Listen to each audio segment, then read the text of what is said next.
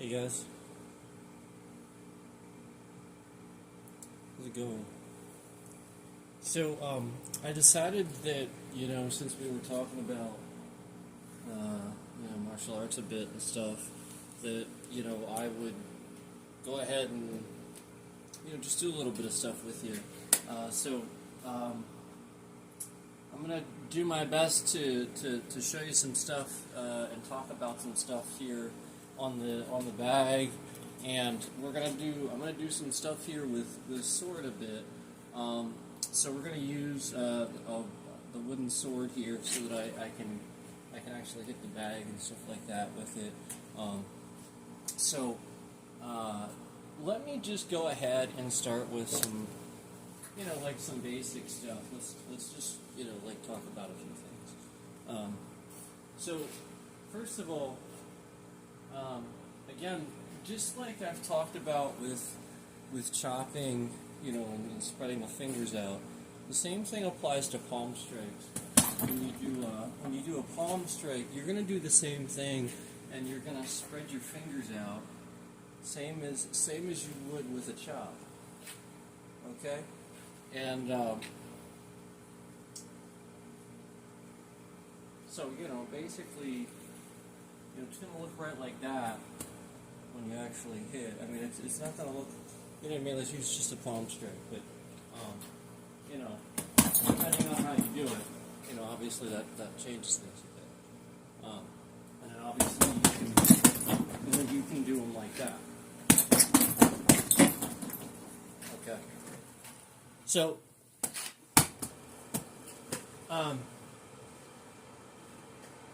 a couple of things to note about Kung Fu, and again, like footwork and stuff in general, is basically when you're doing stuff like this, where it's sort of straight out, a lot of this stuff can be applied to, believe it or not, like spins and stuff like that. Where you see me kind of go like this, and do stuff like that. So believe it or not, like a lot of this stuff, if you have a spin, you really can, apply that to the spin. So just remember that like a lot of this stuff can be translated to other things, and just nothing is necessarily exact. You're gonna extrapolate the situation based on the attacker, and stuff like that. How you're going to interpret how you actually do this technique, which is why you have to know how to do it all these different ways. So, for example, one of the things I talked about earlier was the concept of punching and stuff like that, where people sort of kind of go like this. And so one thing I will say is if you have leverage on the person,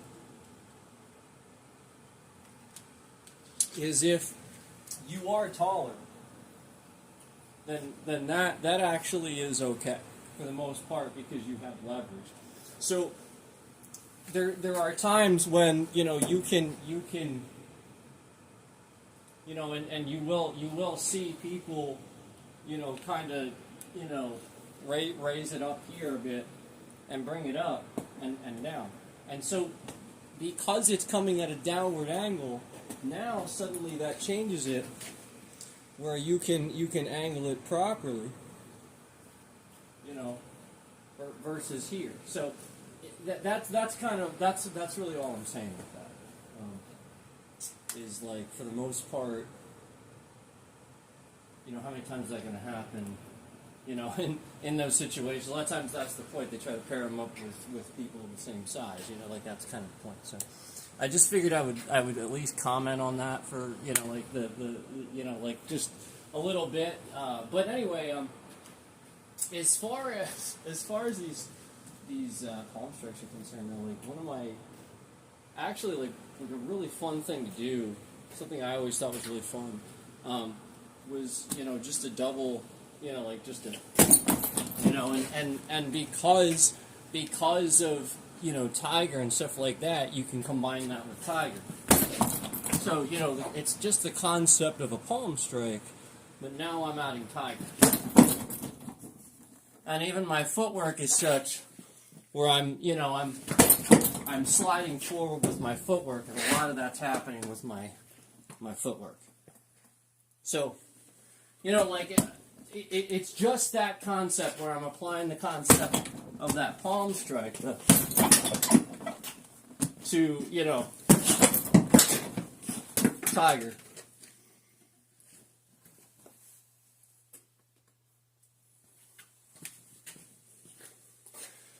So anyway,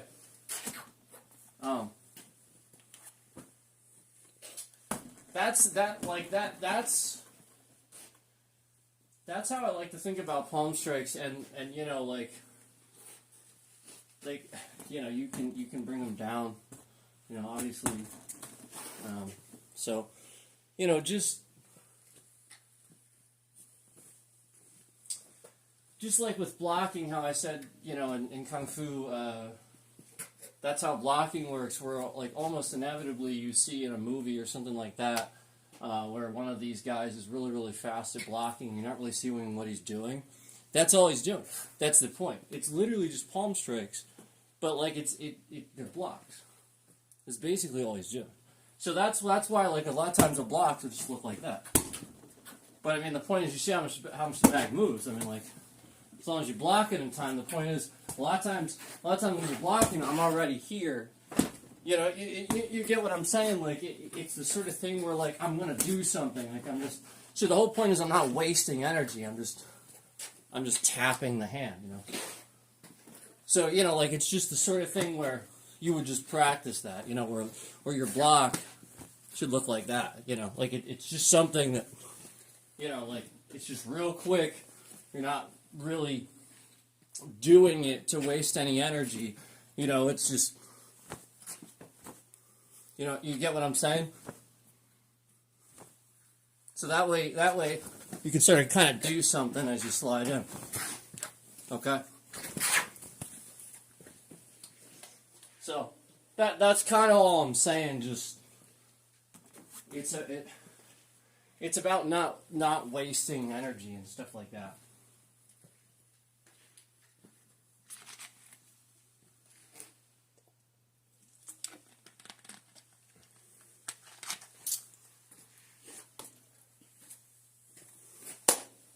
So,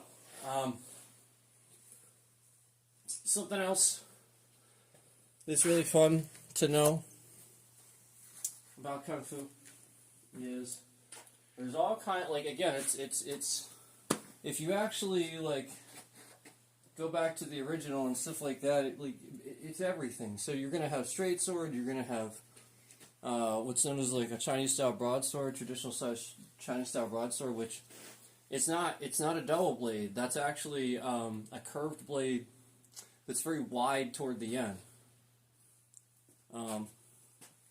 So that's sort of the style of how it looks. A lot of times, sometimes it'll have rings, but sometimes it'll have like a jagged piece on the other side where it curves, like into the curve. But again, it's a one-sided blade, and you know, sometimes these can be pretty heavy. So, as for a wooden sword, what I have is a straight sword. But I am gonna show you a couple of things. I am gonna talk about, you know, the curved blade, and, you know, using the curved blade versus the straight blade, and, you know, just talk about that a little bit. So one of the cool things, and I actually like to dual wield those. So, like, again, I'll do a straight sword here and you know, the curved blade here. So you know, like, that's always fun. And so, you know, like, you would have the one up over the head and the one down here, you know. So and here it's sort of like that, but it's down here. You guys can't really see it. So sort of like that, but down there. And then the other one would be up over the head. Can you guys see? I'll try to get down here. Right like that. Okay. So I know it's sort of hard to see. And the curved blade, understand it'll curve. It'll curve forward a little bit. So that's just how that one works. So anyway, as far as the straight blade, actually let's do the curved blade first. This is the curved blade first. So let's imagine this is a curved blade, okay, with only one side to the blade. Okay, so this is a double side. But imagine it is curved and it only has one blade. Okay, that's what we're going to be doing right now, and that'll be the broadsword essentially. So what we're going to do is I'm going to sort of show you.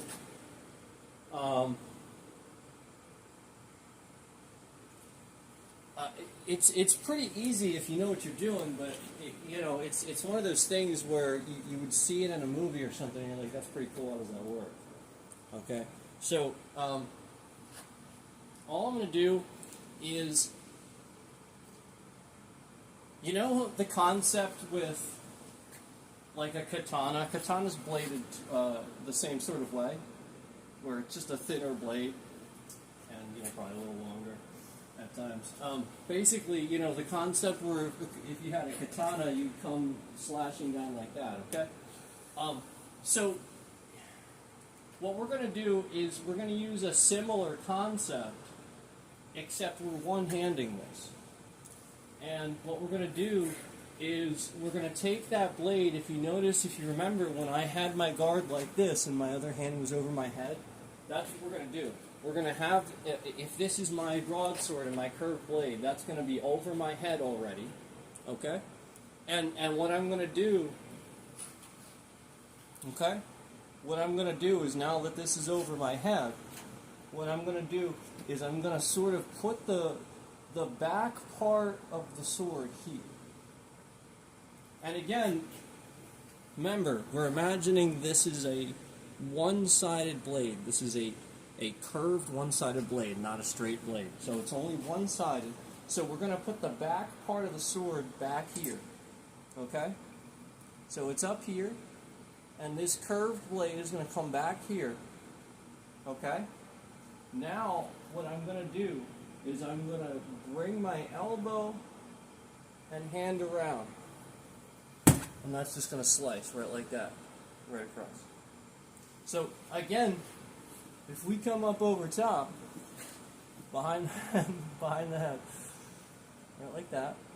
So if the hand's up over the head, elbow up, hands up over the head, you drop behind. Okay? I'm very close to this. I'm trying not to get off the, you know what I mean? We're sort of limited here. So I'm just sort of doing it like that. Realistically, okay. Realistically, you're gonna really, you get what I'm saying? So just realize that you're coming up behind the head, dropping it behind, and it's a slice, okay? And like I said, you can add that spin too, where I just did that spin.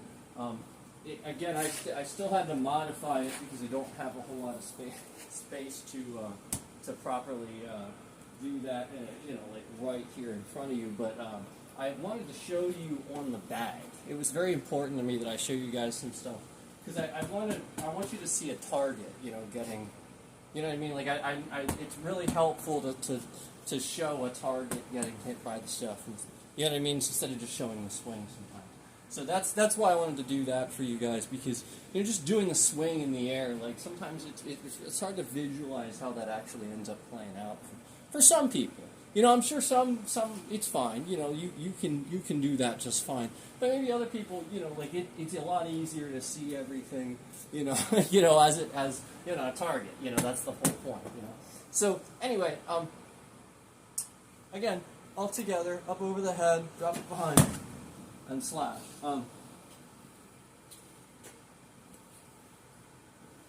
So, right like that. Up over the head. Right like that. Up over the head. Just right like that. Just right like that. You're just gonna grip it. Nothing special. That's why you hold sword. Just right like that.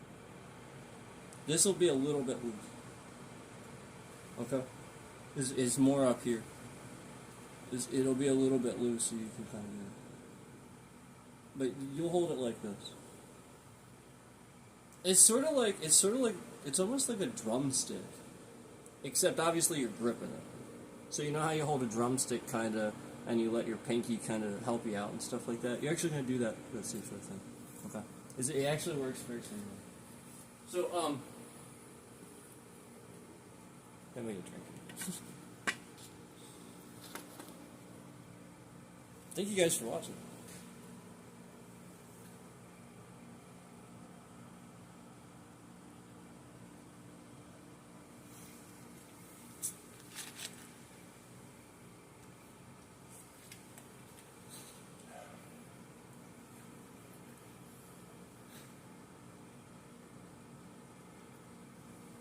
All right.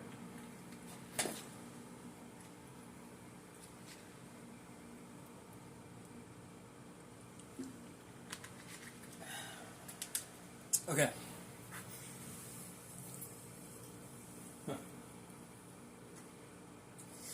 So that's one thing with the curve blade that's really cool that you might see here and there. And this is something where it's going to be multiple attacker situation where you can actually use this way. So it's sort of hard to show you in this limited space here, but I will do my best, okay? Basically the concept is, I'm not going to actually do it with the sword, I'm just going to do it with my hand so you guys can see what I'm doing. You just see the movements, okay? So basically what you want to do is you want to,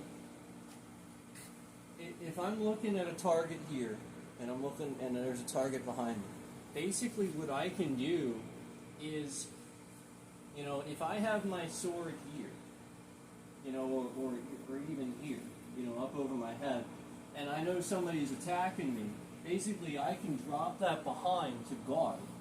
I can drop that behind to guard. And then I can slash in front of me. Slash. And then as I spin, I can slash. I'm just going to do the same thing. Right as I spin, slash. Right as I spin, see how my hand comes back up? That way as I reposition my feet to spin, I'm slashing behind me. Okay? So basically, my guard is up. I would drop the sword behind because I know there's an attack coming. Now I slash my target in front, hand up over the head, slash this guy. Okay? So, again, guard up, guard, slash, slash. And likewise with the katana, same thing. Just skip the spin. So, if I'm like this, okay, and I have my guard, I'm gonna exaggerate it a bit. Elbow's gonna come up so the sword is here. Bam. Okay. Slash, up, slash. Okay. It's literally the same technique. It's just you're doing it a little bit differently for a katana. So again, if I have my guard and I know something's coming behind me, okay, wham, block, slash, block, slash. Okay. Yeah. So, block, slash, block, slash. Okay. I like that. Block is like this. See, I just don't have one here. So, again, if we're in our guard, behind, slash, block, slash. That's why I didn't use the sword in the first place. So yeah, I'm just doing. So that's how you change it for katana. But again, you're just dropping. If it's one-handed, the Chinese style broadsword, hand out in front, or if you have like a shield, just hold your hand like this. So a lot of times they do this with a shield. So you put a shield on, you'd hold that hand here, and the other hand would go up here. Shield right there. Other hand up there. So you sort of push. Boom. Slash. Slash. Okay? So, push, slash, slash. I know I sort of go off the camera, it's hard to see. Look. A spin is essentially this. A spin is this. Ready? That's a spin.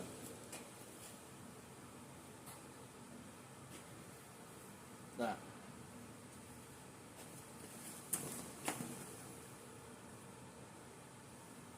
So,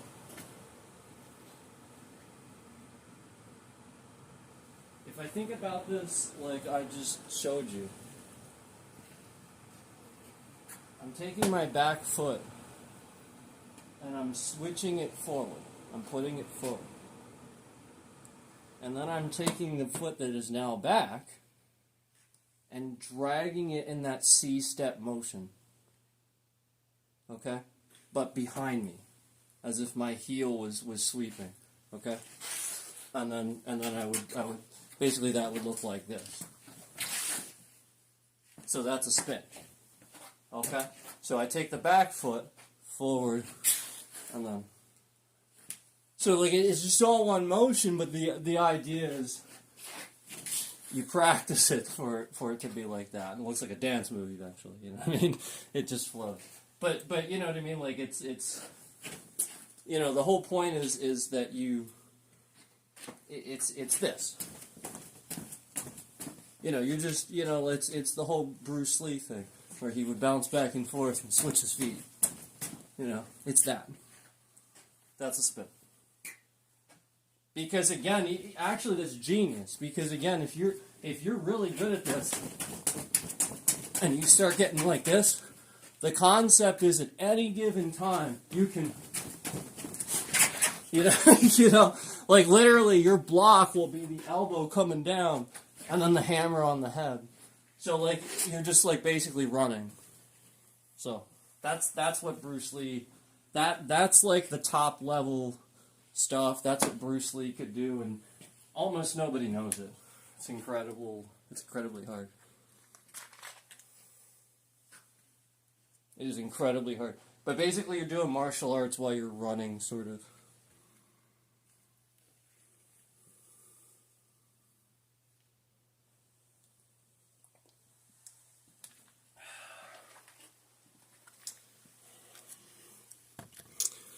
No, I've been doing Kung Fu since I was 11 years old, and I own a martial arts school, so. And it's Kung Fu. Again, a Sifu is the title even above Li Shi. So like Li Shi would be like black level title.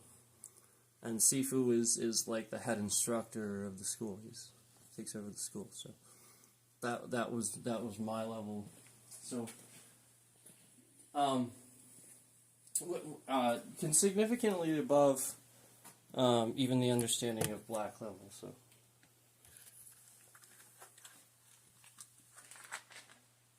and my style of training and what I taught was continuous full contact sparring as well. Full gear and everything. We wore cages so that we weren't afraid to hit in the head and stuff. Full contact, continuous. There were times where I did sparring classes for hours.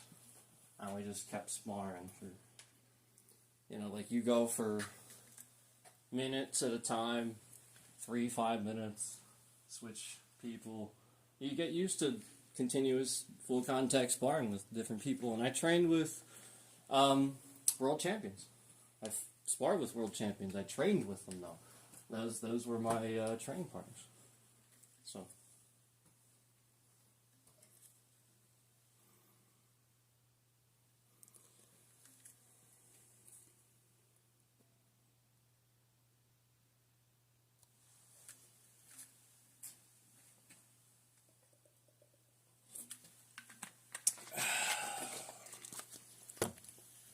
So anyway, as far as the street sword is concerned, there's some fun things that you can do with that. Some of the really fun stuff that I like is where, you'll just have the sword, and so like let's say you wanna do a stab. What I like about straight sword is with Chinese style straight sword, you can just draw in the butt end of the sword and stab straight out. So like a lot of times this will look even like a deflect, and then you can just sort of stab. It's pretty awesome. So again, if you're here, you just bring it in and stab straight out, right like that.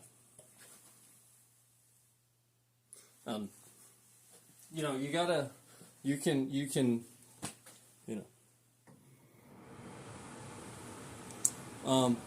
this can be also done, you can do a spin like this too, where you deflect and block the side, okay? So, if you need to spin around, I would go this way, but yeah, basically you'd want to spin around. I'm going to run into that thing though. But yeah, you get the idea. You're putting this between you, and obviously you're going to brace your hand if you need to brace it against the flat edge.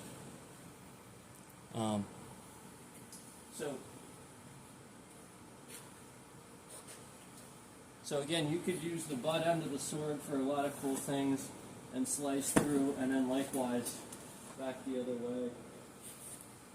Stab. There's a lot of times how the straight sword works in Kung Fu.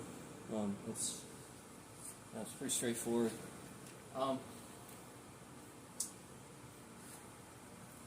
So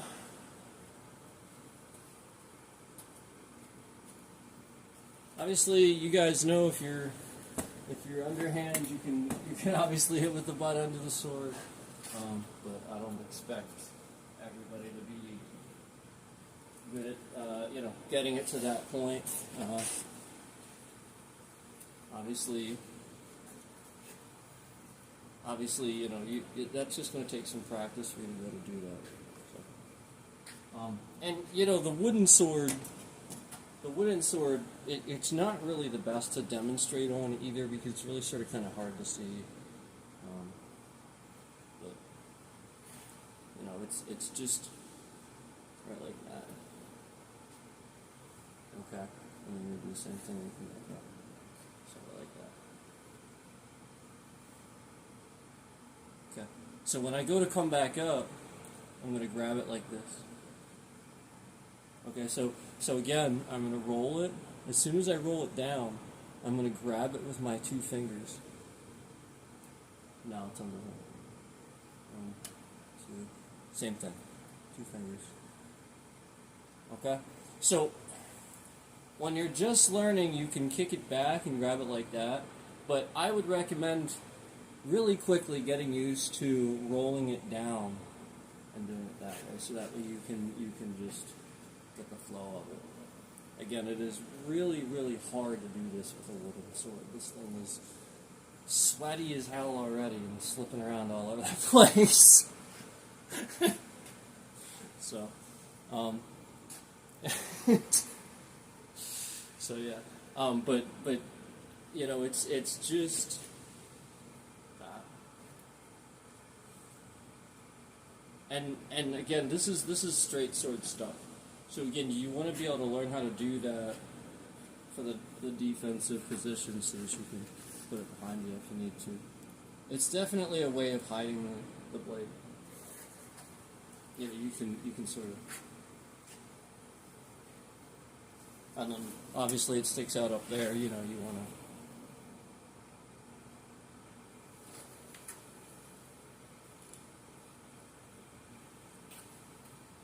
So, a lot of times slices and stuff, that's exactly how they work.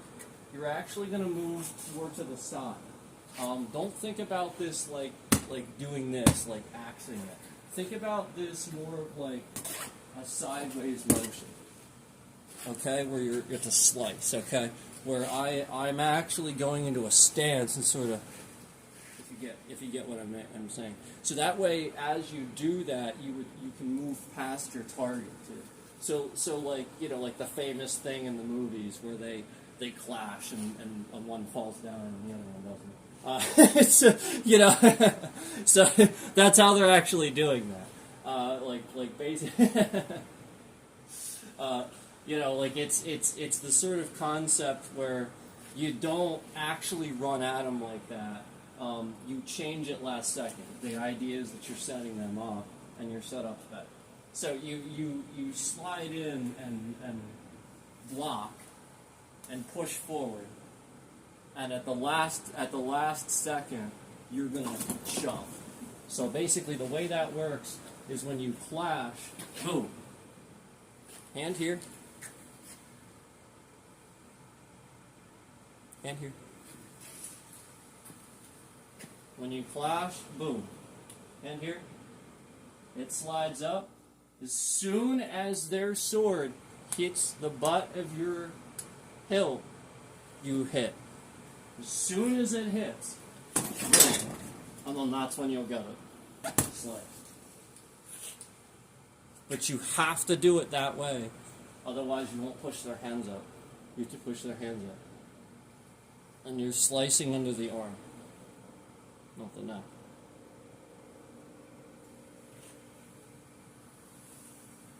Oh, yeah. So it's not like, you know, this. It's actually more like this. So that you can move past them.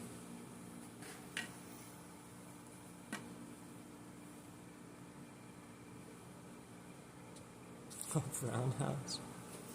Everybody. So what you have to realize about martial arts is, I actually appreciate you saying that, because what you have to realize about martial arts is things are going to be termed differently. I might call something a roundhouse that other people call something else. To me, a roundhouse kick was the kick where you do that. Okay. That's a roundhouse kick for me. A lot of people, roundhouse kick is actually the one where you do this. Okay, it's just a crescent kick, but you spin. So that's a lot of people's roundhouse kick. It is so easy to do. Like, I actually combine it with a hammer. I actually like combining with a hammer. So hammer, crescent.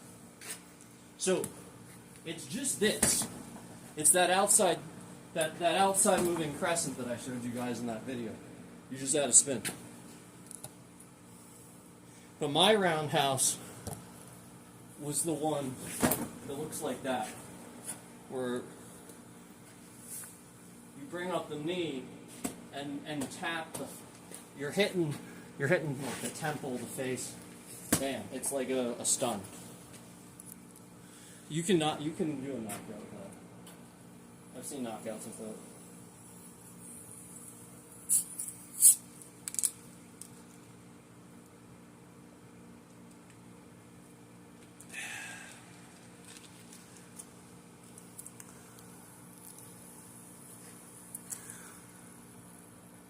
So, as far as excuse me, gone the wrong way.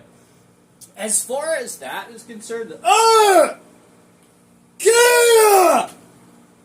far as that's concerned, look, I took Tang Soo Do too. Here's my thing with that. It's wrong.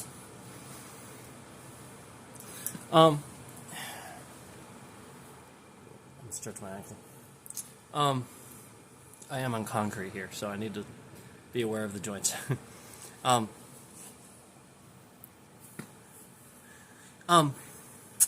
As far as that's concerned, what you have to realize is that a yell at the time of a hit tells the person that you're doing the hit. It doesn't.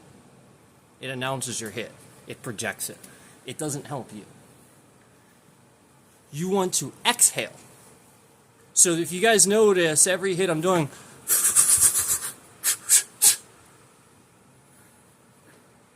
that's where you get your strength from. Exhaling, not.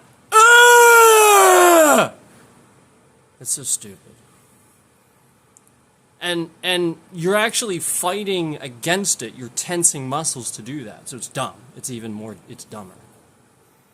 So, like, you're not only announcing your hit, but you're actually using your lungs to... It's just stupid. It's far smarter, like, ah! And then attack somebody.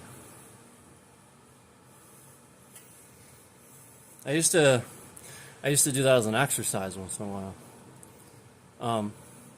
We would tap gloves and bow in. And, only a few seconds in, we're getting ready to, spar. And then I just yell, top of my lungs. But I haven't done anything yet. I just run at them yelling. Most people go, it's part of the training. So, I understand what you're saying, but not every hit. Do it as part of your training, but not. It's just wrong.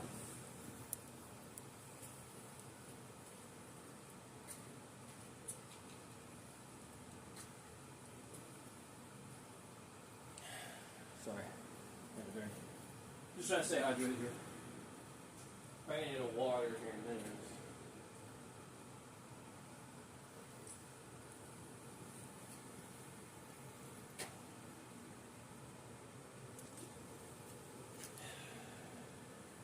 So,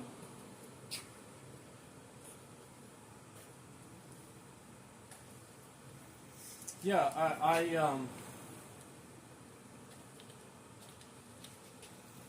I mean, I can even, in karate, they'll actually do this. Okay, it's just wrong. What are you doing? What is this? What? No, it's this. It's not this. It's this. It's not this. It's not this. Why is your hand here? What are you doing? It's not this. Or this. It's so dumb. Tang Soo Do, that's their this. They do that. They teach that in their forms. This. To punch. How about put your hand up? Huh? If you're going all the way, if you're doing it like that, fine. Now you're not going to reach me. But that's what I was actually going to talk about. Where a lot of kung fu techniques, you have to realize they're done like this, where you drop low. Okay, it's really hard to show you guys that, but you're dropping down. Okay. So that gives me my power, but that also puts me out of reach.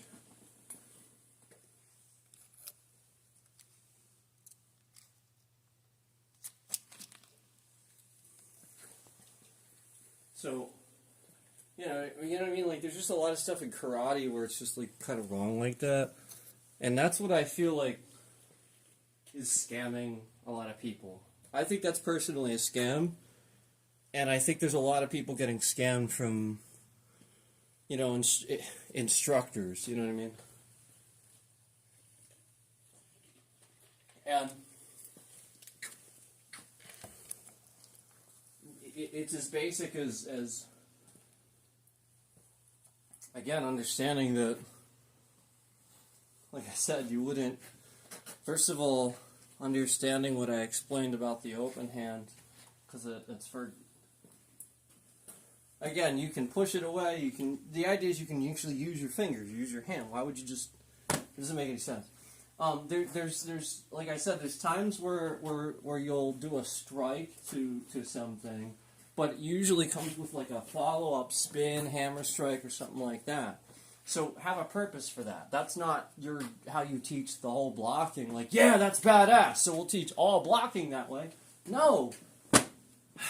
No, it has a purpose.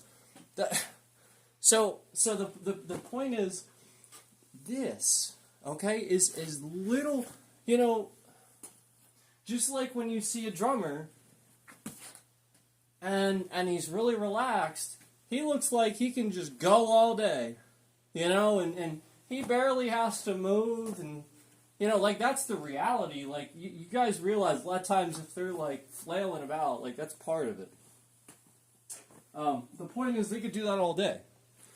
So why would I exert all this no. You're supposed to relax. It's all relaxed. It's, again, it's the understanding that Tai Chi is actually all part of that. I'm sure you guys are familiar with like Tai Chi and stuff like that. Well, I was actually taught that. It was actually part of, and I would pass it on too. So like, this was part of it, and that has a lot to do with what people don't understand about the art. And then, like I said, then there's a whole grappling aspect, too. And then, in addition to that, there's just these things they're taught wrong, that they just think are right. Like some of the stuff I explained about, basics about punches and stuff like that, I mean, some of that's right, like I said, but some of it's wrong too. Like I said, like it's not like the motion of this is wrong. It's how they're going about doing it. Just like I explained, this is incorrect. You know what I mean? Like it's this. It's that. This. So when you're doing this, it's just gonna it's that.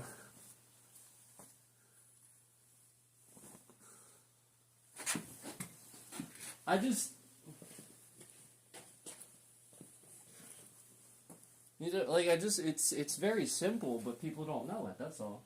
So I'm just trying to clear some of this stuff up for you guys. I'm just trying to clear it up for you guys.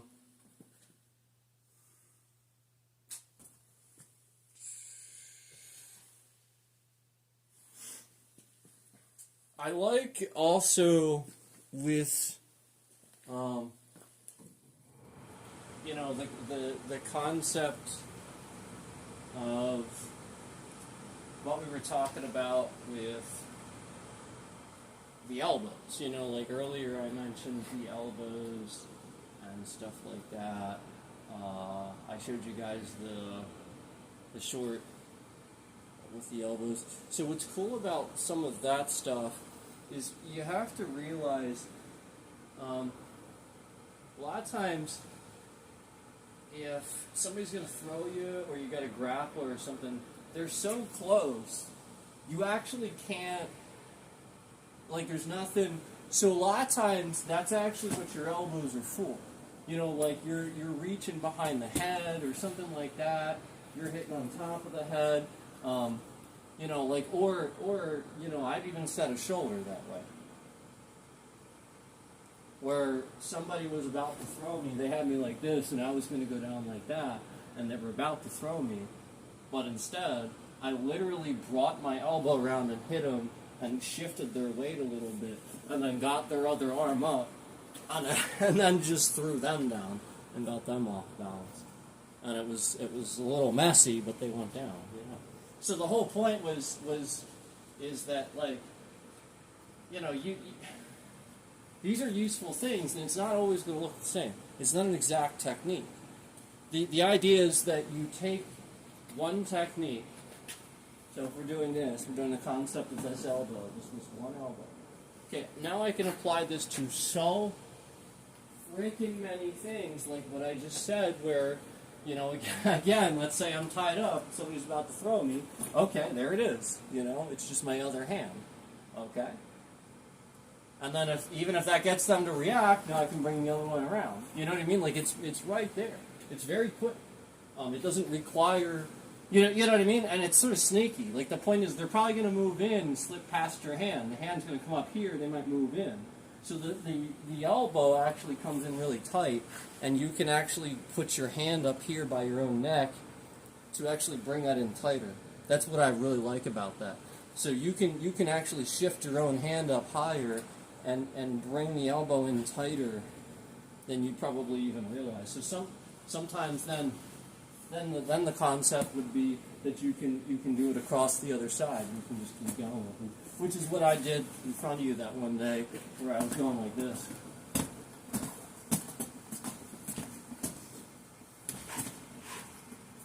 So, and one of those looks goofy because what you're doing with that is the idea is they're trying to grab you. So you know, like you come up over top, and then the ribs, and then the idea is if you come down, now that gets them to block high again.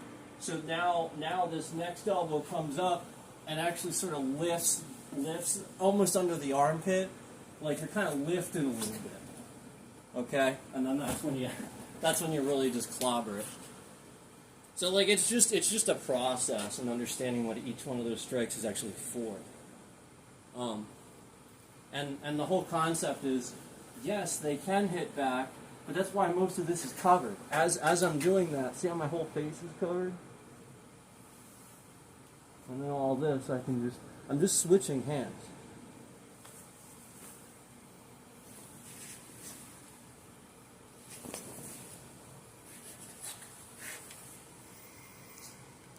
Karate chop. Okay. Which one? This one? This one? There you go. There you go. Kung Fu chop, though. Oh, by the way, so just in case you're wondering, there's no chop that you can go do to the neck that knocks somebody out. That's a movie, make believe. Judo chop. And judo doesn't have chops. Judo is like throwing. It's like he used the one style of martial arts that doesn't have any freaking like striking or any. Literally, he picked judo. I just thought that was funny because like it's so cheesy because that's the point. Like, there's judo. Judo doesn't. That's not judo. Judo is throws. I know.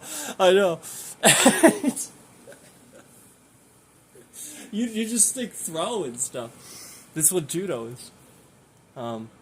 We did that too. It's a very good exercise for grappling, to do the circle, practice pushing people out, throwing them. It's an extremely useful tool. Yeah. Yep, we did all that stuff. You have to. You're never going to understand it. So some of this stuff actually kind of comes from that. Understanding that I would rather have my hands open for grab, throw, manipulation sort of situation. For sure. So that's why, like, some of that stuff where you see somebody that's really good at that stuff, it seems like they just sort of touch somebody and they go flying. Some people can really do that. It's very rare, but some people can really actually do that. I've gotten to the point where I'm very good at it. It doesn't look like somebody is going like flying through the wall or anything like that. But yeah, like if you project a movement, you come flying at me, you're going flying across the room. I'm going to use I have several techniques in my arsenal to make sure that momentum sends you going across the room, and very little effort, very very little effort. So like a football player comes running at you, he's going across the room. You don't have to, again, the bigger they are for this particular, several of these techniques, he's just going across the room. He will not. Doesn't matter if he grabs you or not.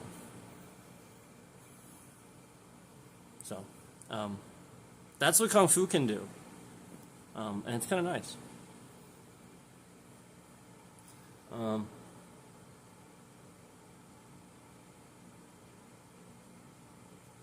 And then, like, you really get into the advanced stuff. Some of that stuff's so fun, like tiger, monkey, dragon. I love that stuff. And that's really advanced,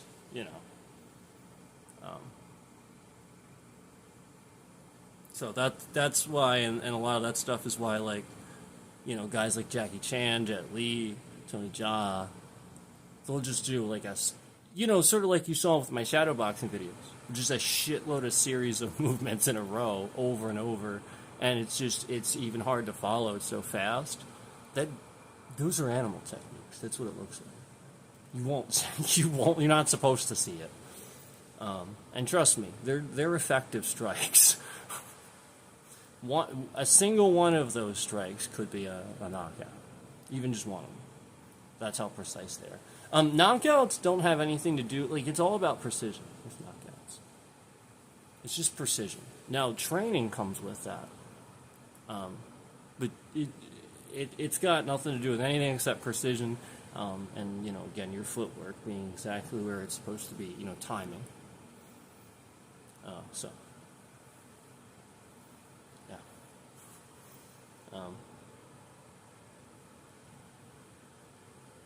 So obviously grappling is really important and stuff like that. And a lot of people don't actually know the Kung Fu grappling part. And it's actually stuff that's hard to teach on stream without somebody to show it to. I did, the best with some stuff to give you an idea of how some of it works. I gave you some grabs, but, like I said, that was just the one time that I could really do that.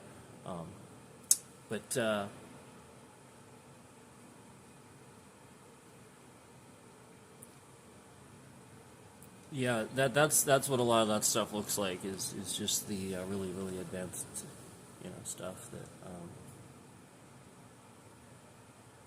you just learn. So yeah, the reality is those guys know a lot of that stuff. The people that really learn this stuff, they're not learning one animal. They're actually learning like a lot of them. Me too. So that's what you have to realize. Like, people that actually know what they're doing, know what they're doing, they're not one animal stylist. Because if they're doing that, there's really practiced it forms. The people that do the competition forms, and yeah, they look amazing. I mean, I'm not going to deny that. But it's very little practical application to that. I will say, though, that it's not like people that do that aren't also good martial artists. Because sometimes they are doing that because they enjoy doing the forms, too. So I will add that to it. I'm just saying sometimes with that you can really tell. And especially if it just, I don't want to pick it apart, so that's why I don't do that. But some of those are really, really obvious for me to tell where there's practical application to what they're doing, or the entire form is for just to look cool. And that's true. That's why it does. Kung Fu gets that rep sometimes too. That is why. Just like the guys, like I said, that they claim to touch somebody on the shoulder or something, and they fall over or something like that. There are people that can do that, but the point is, I tried to explain that it's a science. Like, that person really is just that freaking precise about their movements. They're literally. You know what I mean? I'll admit, like, even I do stuff differently than a normal person because I'm a Sifu and I'm not just any old martial artist. Like, when I shovel snow or I sweep or something, I actually sort of use it like a staff. And I don't even think about it. I'm sort of just doing this. and then I realize I'm doing it. You know, and when I you know, likewise when I shovel snow, you know, I don't need to use much effort just because I understand the physics of how to use, you know, my limbs, you know. So, I mean, it's really that basic. It is. So, you know, like it's just a matter of teaching people right and having them understand the science behind it, and then suddenly the light bulbs start going off. You can kind of break down some of the stuff. I mean, you're still gonna need proper instruction. Always need proper instruction. You know, but you know the point is for the people that have had that and kind of want to, you know, break something down. You know, maybe they see something like, oh yeah, now I get that or something like that. You know.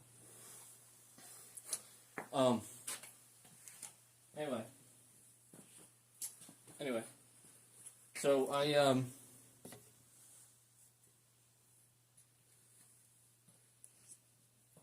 really like I said, I really like the you know, the Chinese style broadsword, the straight swords, and you know the idea of the dual wielding. You know, Kung Fu does this a lot, where I was always taught, you know, you got to learn, if you're going to learn a weapon, you got to learn it in both hands. You do not practice.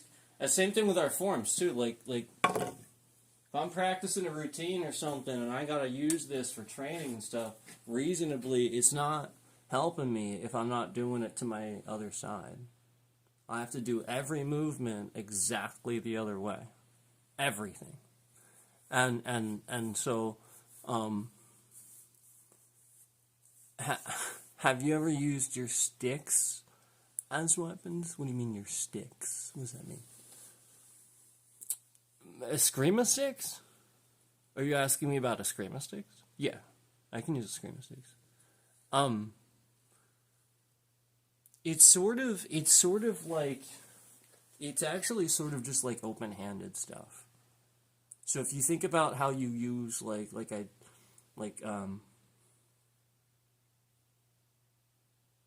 the open-handed like chops and stuff like that, it's actually a lot of that. It's just an extension of your own hands. It's just translating that. Oh, my sticks, my drumsticks. You could do that. Sure, why not? No, but I mean, like, sure, why not? It would be, I would, if I don't know why I would need to use them as a weapon. I would just use my hands. I don't know why they would be better than my hands or my feet. But my drumsticks, if I had to use them as a weapon, it would be soft tissue stuff. Because they're flimsy. Drumsticks are flimsy. They break very easily. Soft tissue stuff. And you would...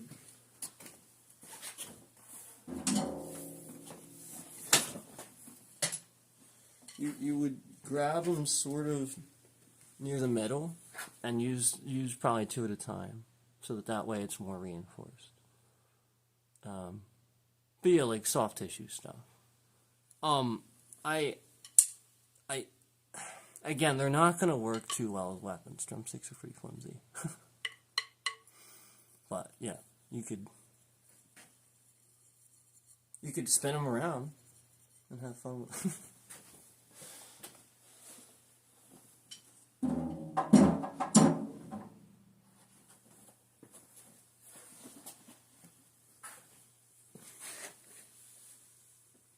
Can you break the sticks in half with a kick? Yes, of course. That's pretty flimsy stick.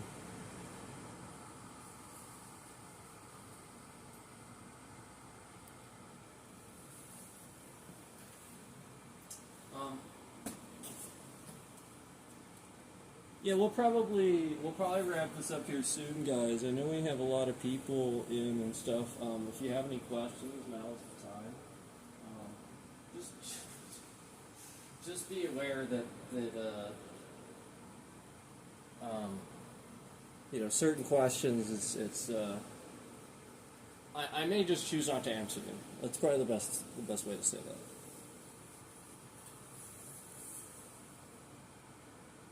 Can we see a demonstration of what? I feel like I've just spent that entire hour demonstrating things. What do you want to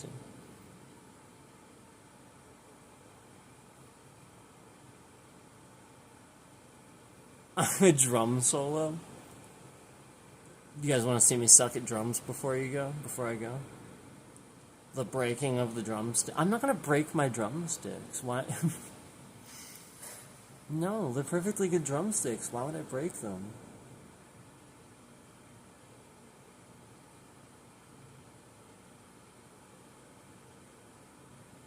Troll Slayer wants a drum solo.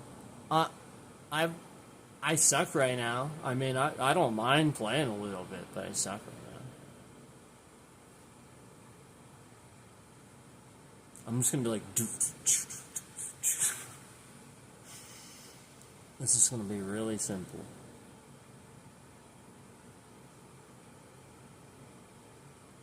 Because it's gonna sound like shit if I try doing that. I was playing a little bit earlier.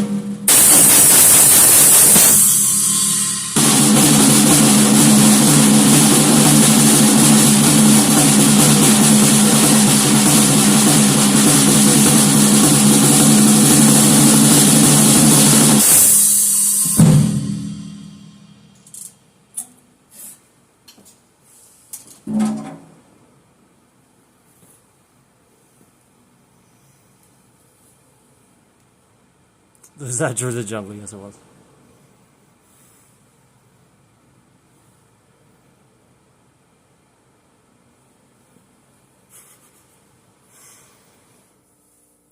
Yeah, I mean, I'm not like great at it, but you know, It's just a matter of getting back to a certain point. I used to be really fast. That's what I was good at. I was good at being pretty fast. I don't have like a double pedal or a double drum or anything, so I can't do that. But I can always compromise with the floor tom. So, because I got really fast, it just was never really a problem for me to compromise with like floor tom or something.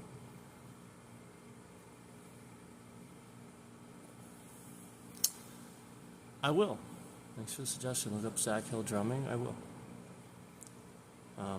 Ryan Castillo is my favorite drummer of all time, but like I like a lot of other drummers too.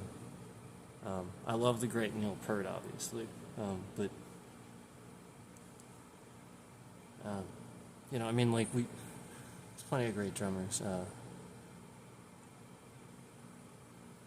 You guys know I mentioned Chad Zaliga a lot. I really like Chad Zaliga. He's really, really good. I like Mike Borden. Mike Borden's such a good drummer. Lars Ulrich. Lars Ulrich's one of the best drummers ever, I think. The guy's just phenomenal.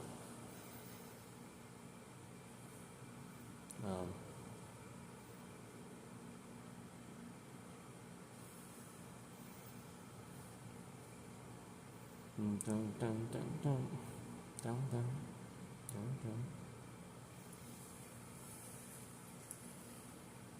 I'll have your attention, please.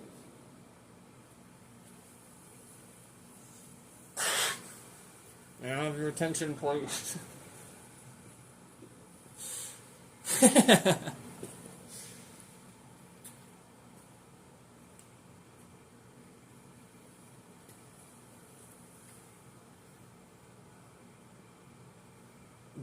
Well, I mean, look, if you had one shot to sit on your lazy butt and watch all the TV you ever wanted until your brain turned to mush, I mean, would you go for it?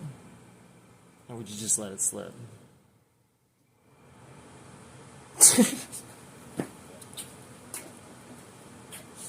Oh, man. You gotta love them both. You gotta love them both. You gotta love them both. Respect to both.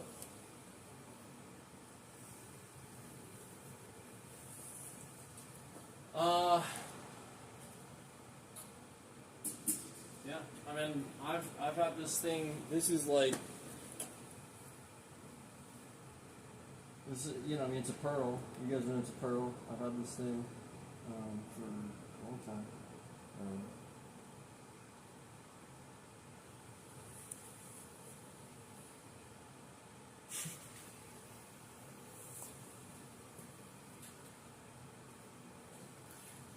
I used to play. Do you have the time to listen to me whine about nothing and everything all at once? Those melodramatic fools. I used to play that one a lot because that helped me get my fast tempo. Like if you can play Green Day, you're good. That helped me with the fast tempo, was Green Day. That's actually surprisingly difficult to do, though. So yeah, that was really good practice.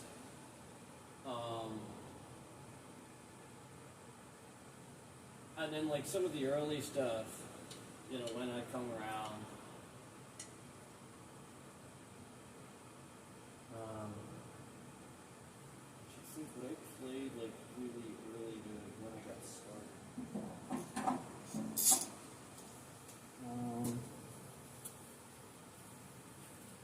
I always tried to play, obviously like when I get started, obviously the idea is keep it simple, but, to try to use that to at least play along with something. I'm just trying to remember, like there was quite a bit of stuff that I used to play that, just play along with. Jimmy Eat World.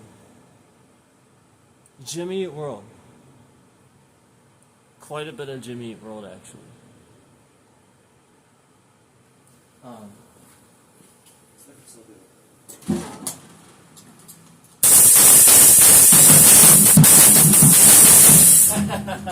Nope.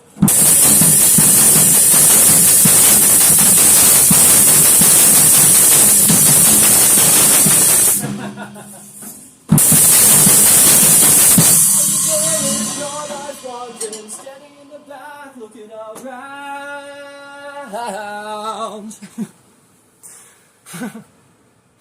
I know, I'm a terrible. Like, I used to be way better at drumming, but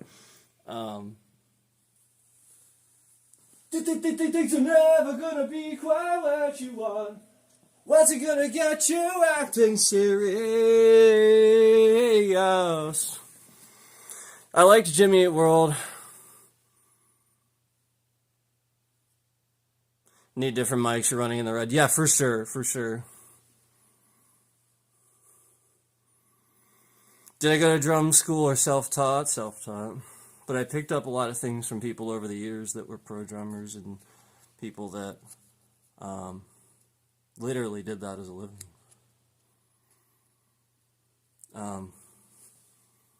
You know, like teachers and stuff. Like, I wasn't taught, but just like a few things here and there from drummers over the years that I've met. I've met like musicians and stuff. I've met Zach Wild. I've met Sevendust.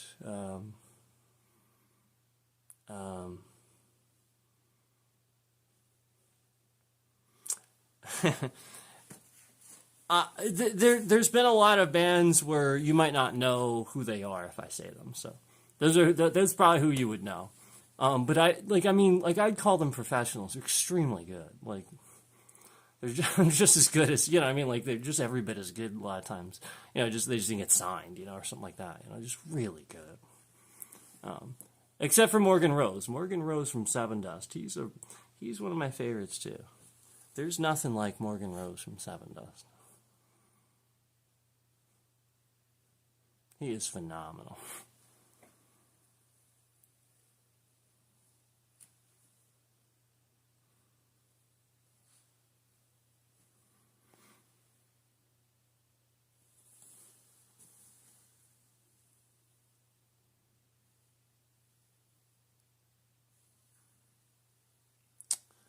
They said I was reading incorrectly on you. Yeah, here's the thing.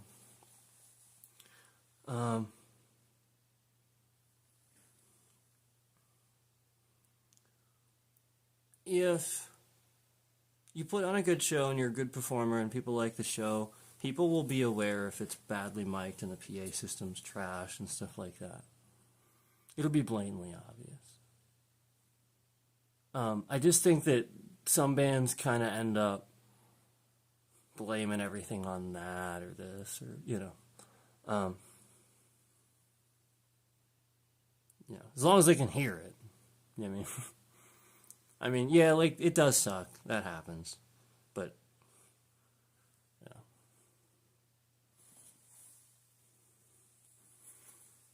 But, yeah, I get what you're saying. It does suck, though. Because, like, you feel like I understand. Like, they pay for the venue, and maybe the venue says, well, we have this set up, and they don't. Like, I get it. It happens.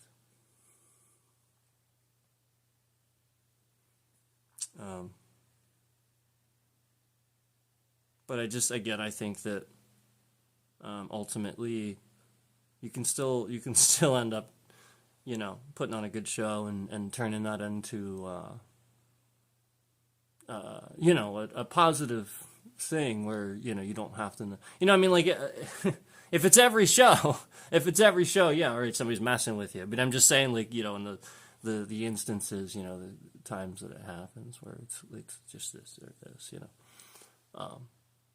well, I mean, when you're just getting started and you're not booking like huge places and stuff, you are going to run into that. They have what they have. Deal with it. You know what I mean? So it sucks, but what can you do? You know, that's what you got to do. And who cares? You know. Sometimes, depending on what music you're playing, maybe you want that. You know, like if you're going with a raw sound anyway, there you go. You know, a lot of times you go with a raw, heavier sound anyway, or something like that, or even punk or grunge or whatever you're going with, you know, stuff like that. A lot of times, hey, you know, it actually might end up kind of adding to it. I remember one time I saw Black Label Society, and I saw them in a ballroom, and just the acoustics were just, I couldn't believe it. It blew my mind. And, whew, you know. I mean, I've seen them in a big center, too, and it was great, you know. The fact that, like, the ballroom was pretty much on par just blew my mind. So, that was them doing that. You know.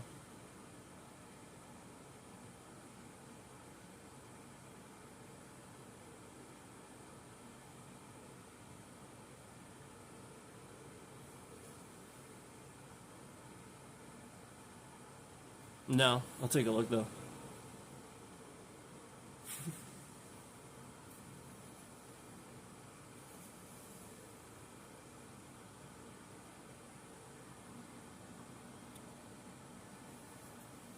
Gotta look up Zach Hill drumming too for chat. Um,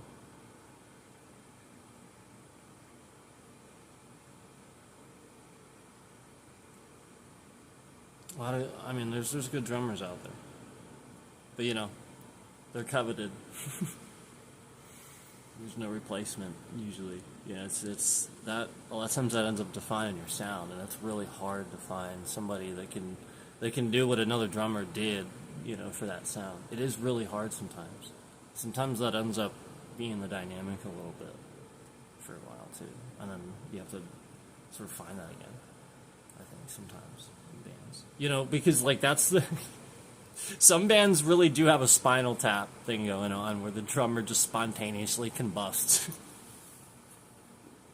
You gotta love Spinal Tap. If you haven't seen Spinal Tap, do yourself a favor. Do it. Don't wait. But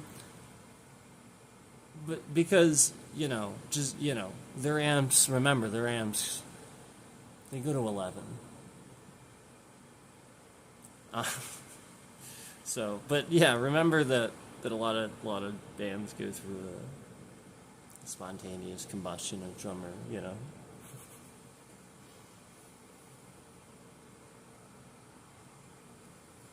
But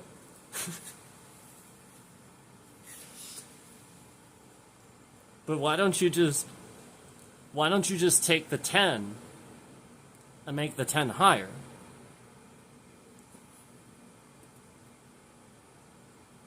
But ours go to 11. Oh my god. It is amazing. He just doubles down. You're not getting it, man. 11. It's amazing. It's truly amazing.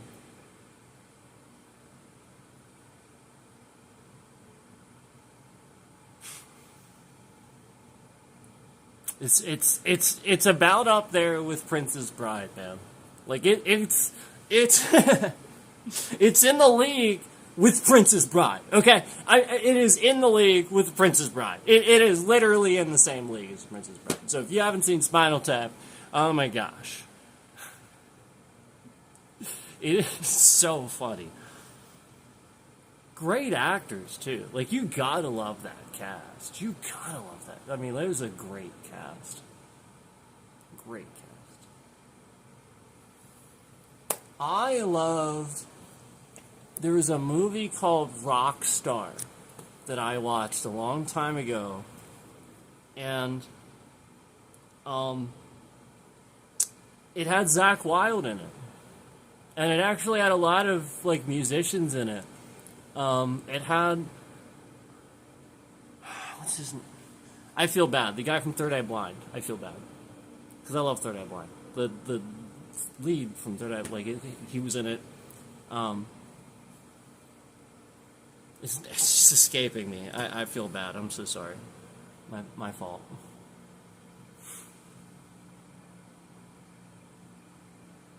Keep Spinal Tap on your Spotify. That's amazing. On your Spotify playlist. Yeah, it's such a good movie.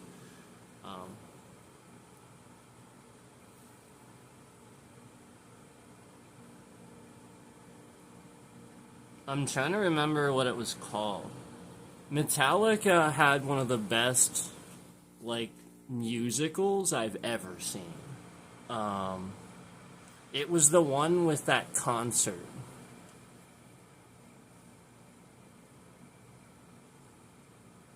It was the one where they did like a live concert, and they did like a movie around it. It was so cool. I feel bad that I forget what it's called, but it was really good. Really good. Yeah, Mark, Through the Never. Thank you so much, Through the Never. Just turning through the never. Yeah, Mark Wahlberg. I didn't say it because I'm pretty sure he's trying to separate himself from the whole music thing, and I wasn't trying to be a jerk, but yeah, it was Mark Wahlberg. Yeah, it was. Yeah, he was in Rockstar with Jennifer Aniston. Jennifer Aniston was in that, and she was so good. She was so good.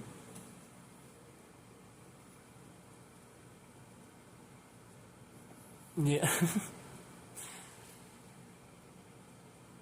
I liked, do you guys remember Airheads?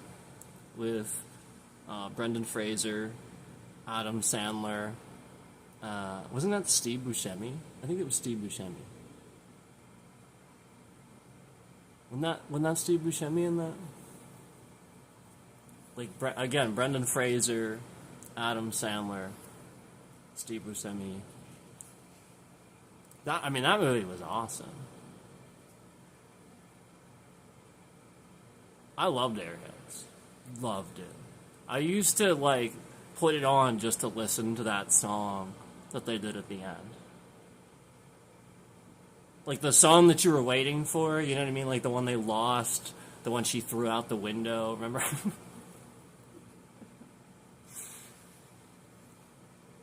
You know, because Johnny can't read and Johnny can't write.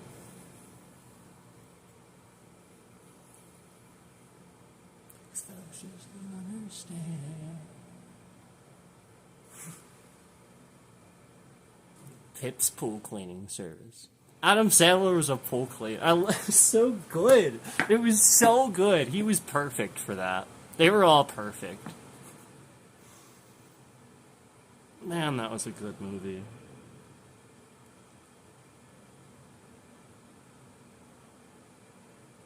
Was Paul Giamatti in that? Maybe not. I saw him in Private Parts first, the Howard Stern movie. But I feel like that was one of his first roles. I don't know.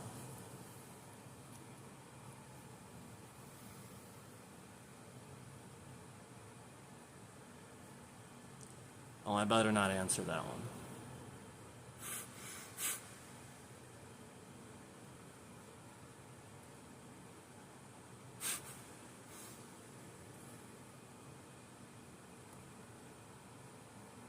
Whenever I think of Lemmy, I just think of White Limo. I loved that. When he was just like their driver. It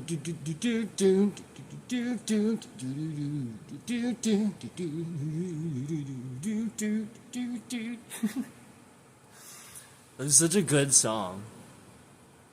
He was the driver. Yeah, I know. I knew that's what you were going with.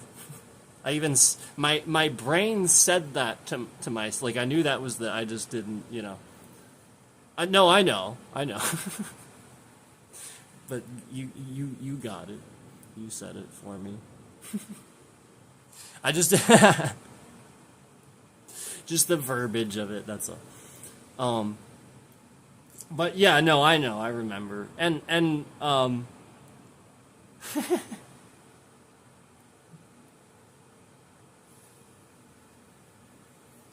like the whole point is like the whole movie they don't even have guns. Like it's literally just water pistols the whole time, and nobody knows that.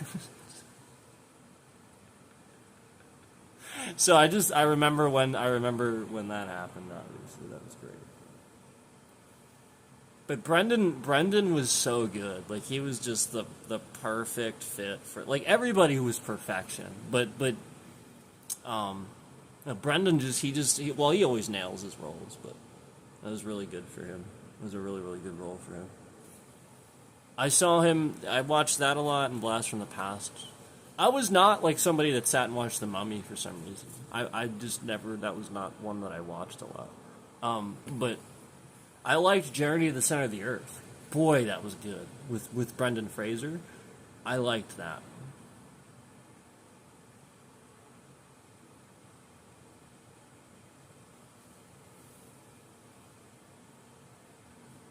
Oh, right. See, I liked one, probably I don't know if it's my favorite, but one of my favorite is Pick of Destiny. Tenacious D, Pick of Destiny. Um, that's one of my favorite, like musicals or music movies in general. I mean, that's got so many and freaking man, freaking Dio is in that, man. Meatloaf is in that. Ben Stiller is in that.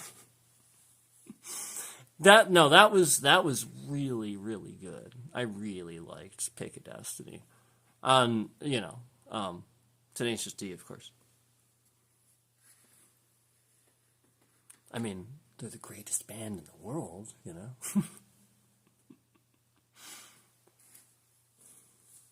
And a lot of people, yeah, now I'm complete. Fuck! Yes, you are fucked. Yeah, that's Grohl. That was Dave Grohl. A lot of people don't know that. The devil in the end was actually Dave Grohl.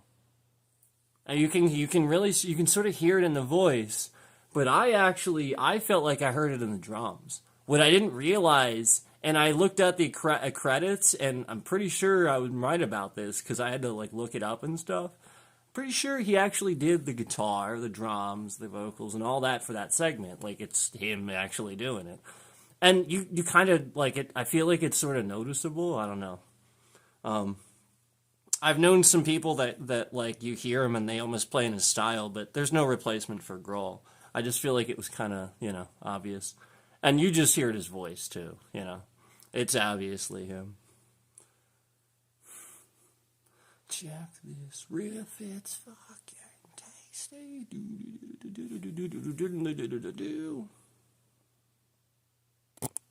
I'm the devil, I can do what I want. Whatever I got, I'm gonna flaunt. There's never been a rock off that I've ever lost.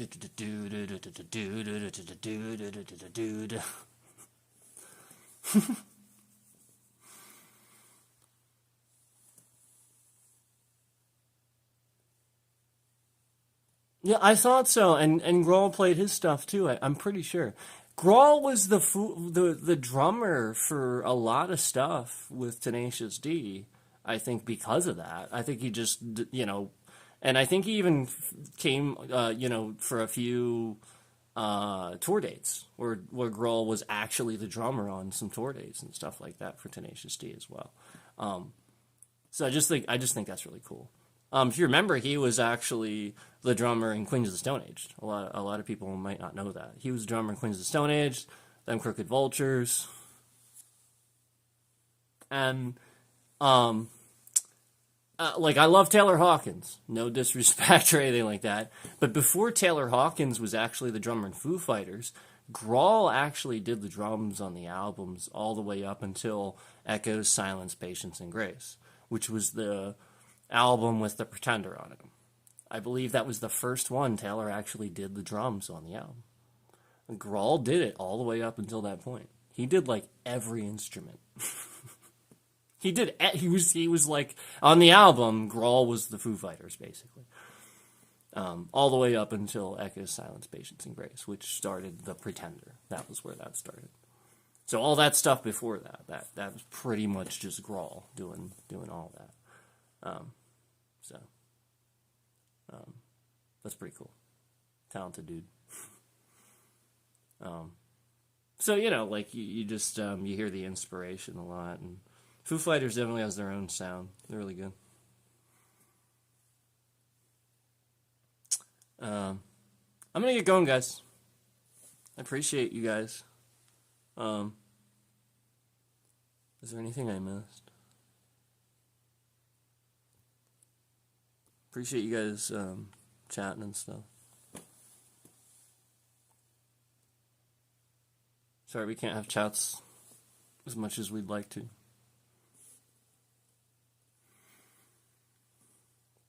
I appreciate it, guys. I'm getting out of here. Gotta go.